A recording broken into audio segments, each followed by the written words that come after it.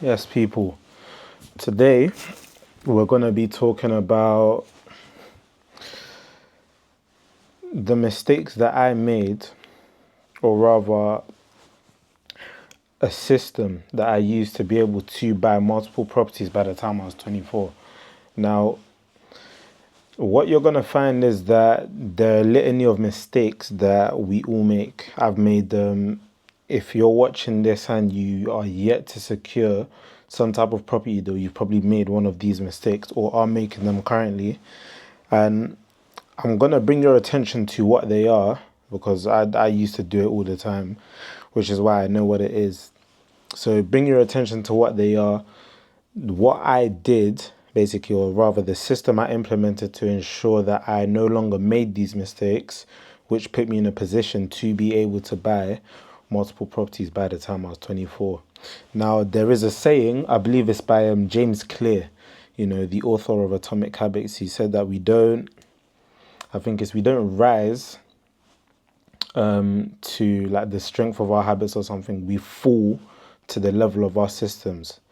And that saying is symbolic of basically everything that I'm going to describe here, because in absence of a system, or in absence of this system that I'm about to explain, you basically make no progress, and it's understandable why. I wasted months just trying to secure my first deal because number one, I wasn't any the wiser, and number two, I wasn't made aware of what I'm about to explain. So yeah, if you think like buying a house or something, it just happens. It's so simple as going online, finding a property and then buying it, putting an offer forward and buying it.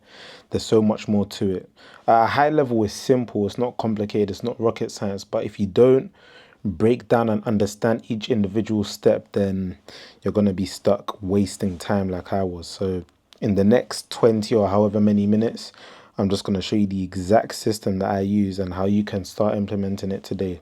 Now, the biggest mistakes I would say people make, or rather the biggest mistakes I made anyway, is number one, lack of tracking. And when I say lack of tracking, it's literally just measuring, or rather not measuring what I was doing. So I'd pretty much just hope that a deal would land, or, one day when I decided to bother to try and find a property, I just said, you know what, yeah, I'm just gonna, somehow find the one that happens to work. But in the real life, it doesn't work like that, right? So no tracking. And that brings me on to like mistake number two, no type of deal pipeline.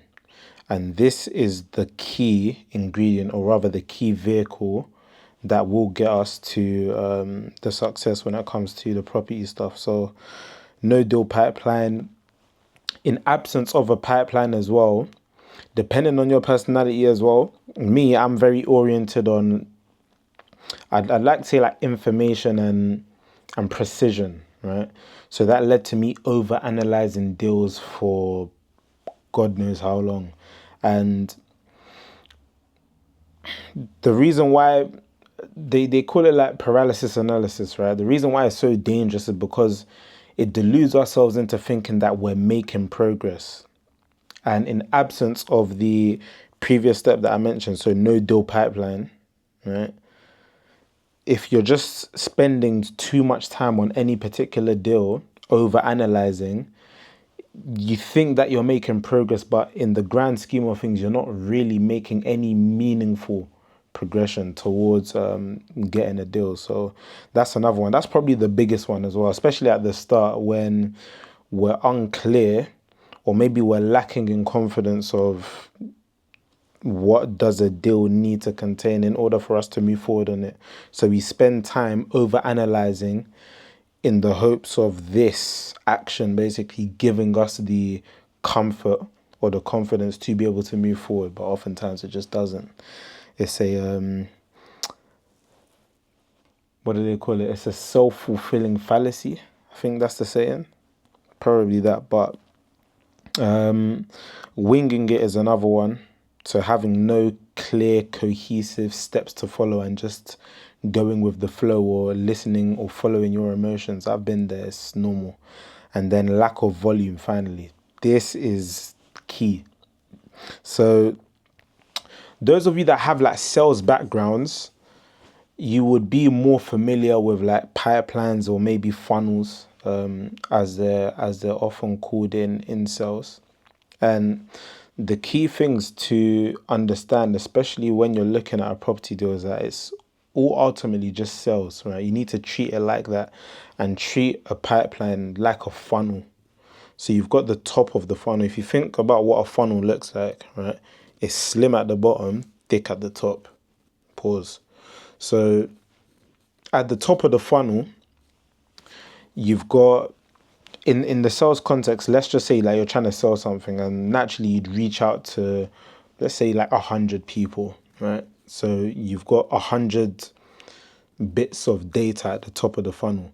Now getting people from one stage to the next, you might have like a 50% drop off rate, or only half of those people that you reached out to might respond, right? Cool.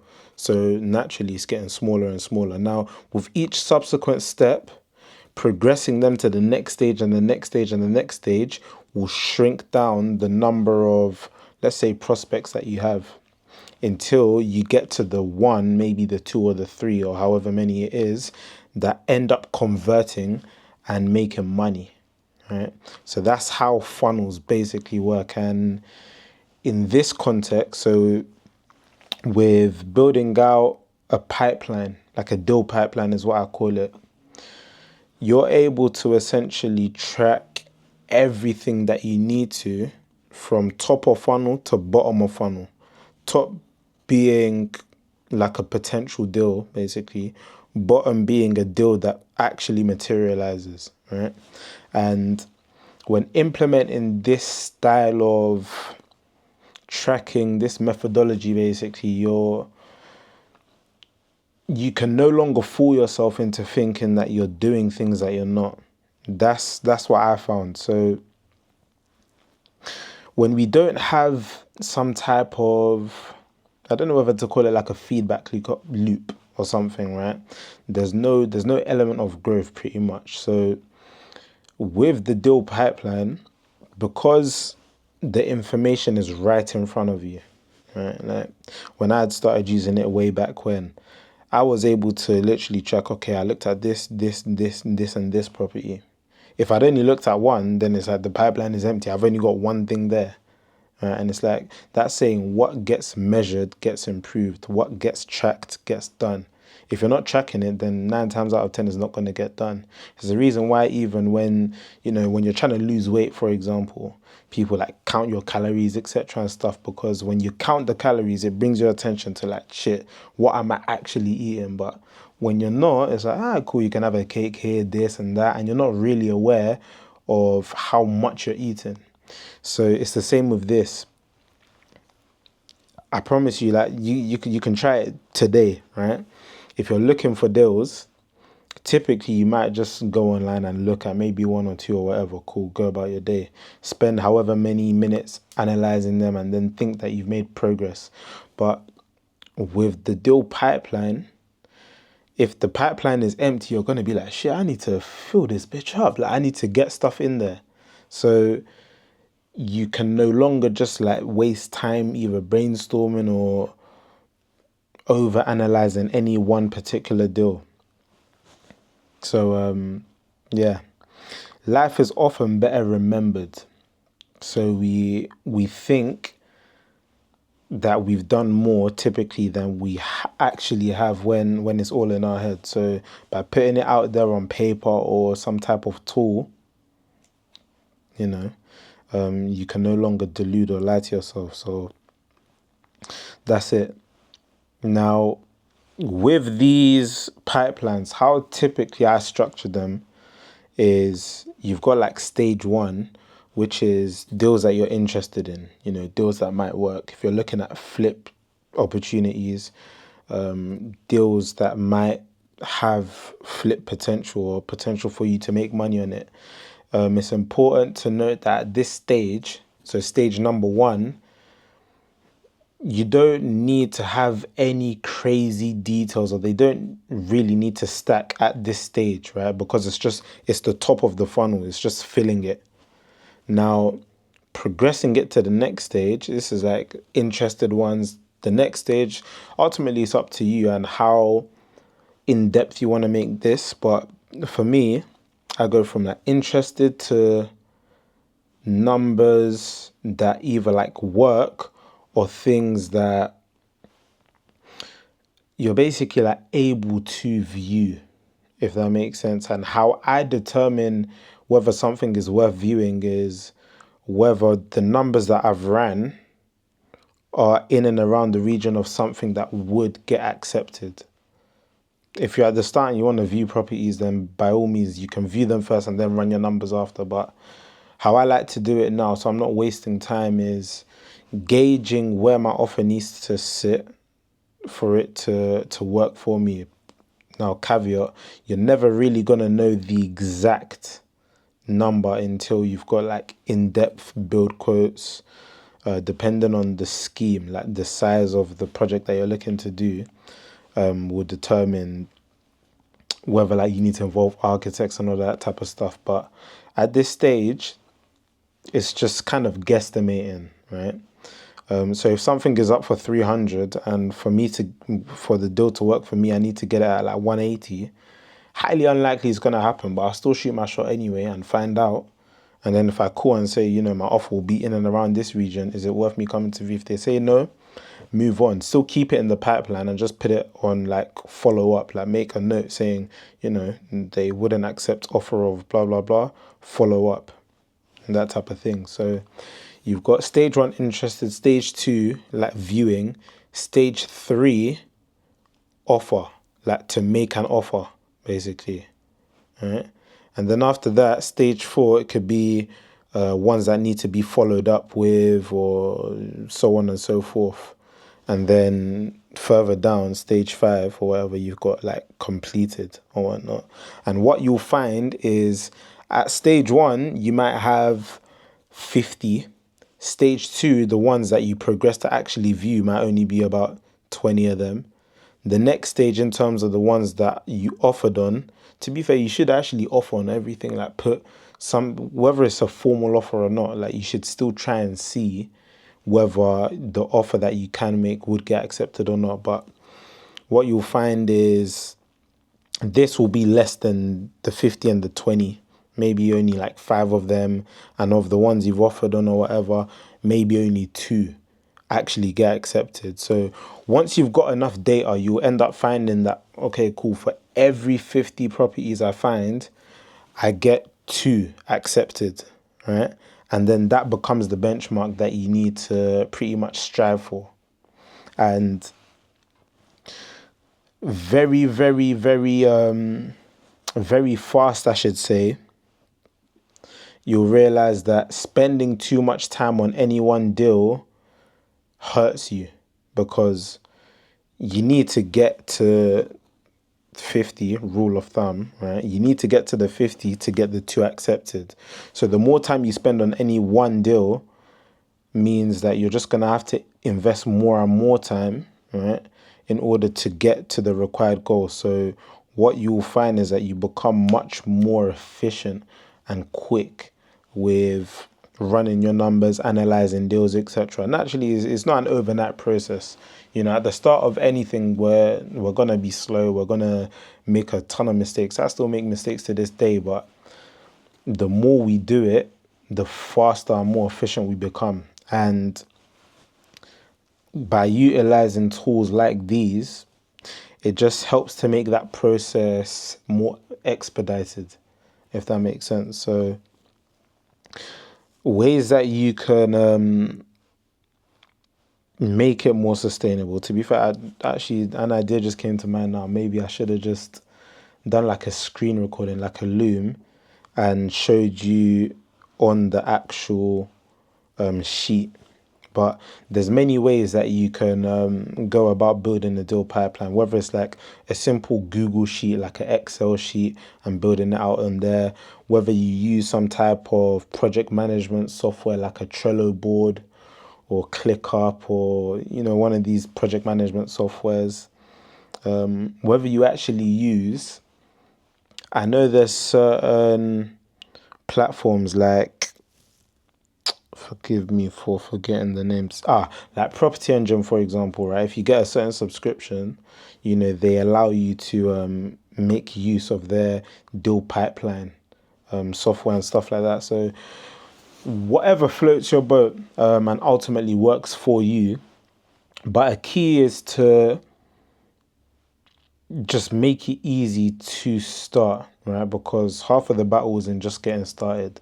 So as long as you get started, even if it's just pen on paper, just writing it down, then whatever works, basically. I'm a big advocate for doing what works for you. And another thing I would say, so these are the things that were tripping me up when I was first starting it, was number one, falling in love with certain deals in the pipeline. Like, we need to learn to detach emotions from, whatever we're looking at, because ultimately it's just any type of property is a means to make money, or any type of opportunity is a means to make money. Having emotional investment in any particular one doesn't really make sense, because it's just a numbers game, right? And the more we romanticize deals or any particular opportunity, the more likely we are to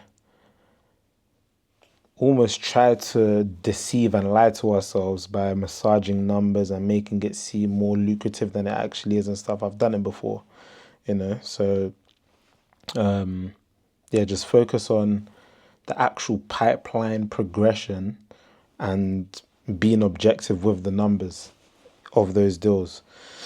And then it's another thing that you don't want to do is, let's say you've offered on a property and you haven't got it for whatever reason, is just forgetting about it. Because it's happened to me and I've seen it time and time again, where properties have sold to someone else, or an offer hasn't been accepted by you because apparently it's too low, right?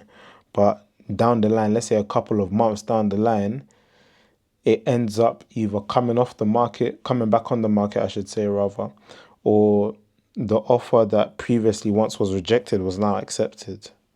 So you need to make a habit of revisiting old leads continuously, because there's a saying, the money lies in the follow-up, and it's very true. The more you follow up, the more money you'll make. That is a guarantee. So revisit old leads regularly. Dead deals, they often come back to life, right? And another thing that I'd say is, the key to making this work and making it sustainable is to make it not so time consuming. It almost sounds a bit paradoxical with everything that I've shared, because it seems like a lot, but once you've got the right system in place, you don't really need to spend too much time, especially on a day-to-day basis, because it's like you don't want to become one of those people that spends like hours just looking at random houses on whether it's Rightmove or Auction House or whatever, right? The ultimate aim is to make this fit into our already chaotic lives. So using a system like this and getting proficient with how fast you're looking at and getting through deals will allow you to do it in a way that's time efficient, and you can spend more time doing other things that you actually love or care about. So that is, I think that's the last thing that I wanted to touch on, is making it sustainable so it's not overly time consuming. Last but not least, actually, is to commit into like weekly non-negotiables. So once you've got your pipeline information, or even before you've got that, it's like, okay, cool, this week I'm gonna add 5 deals to my pipeline, or add 10 houses to my pipeline, or put offers forward on 2 or 3 or 4, whatever. Always set targets and goals with the things that are within your locus of control, right? Because it's like, buying a house, there's so many things that happen before that, and ultimately buying a house isn't within your control, because there's so many things that need to happen that aren't really up to you. But you adding a certain number of houses to your pipeline, or you putting a certain number of offers forward, that's in your locus of control, right? So that's where you need to be setting the targets so that you can inevitably make the progress to the goal of, let's say, buying a house.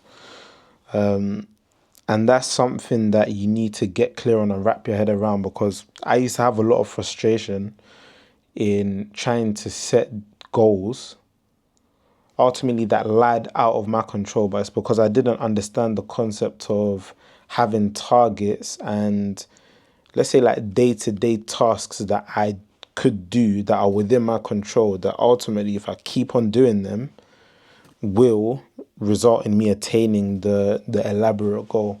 So it's like committing to like weekly non-negotiables or something, things that will move the needle forward. But yeah, that is it. That's the system that I'd used, and that is what you can use and literally implement from today in order to move forward, so that you're removing the guesswork and the hopes and dreams from trying to make this happen. So yeah, deal pipeline, stop guessing and start executing. If there's anything you want me to talk about next video, anything that comes to mind, even about this, leave it in the comments, like, subscribe, and yeah, share it with a friend. See you lot later.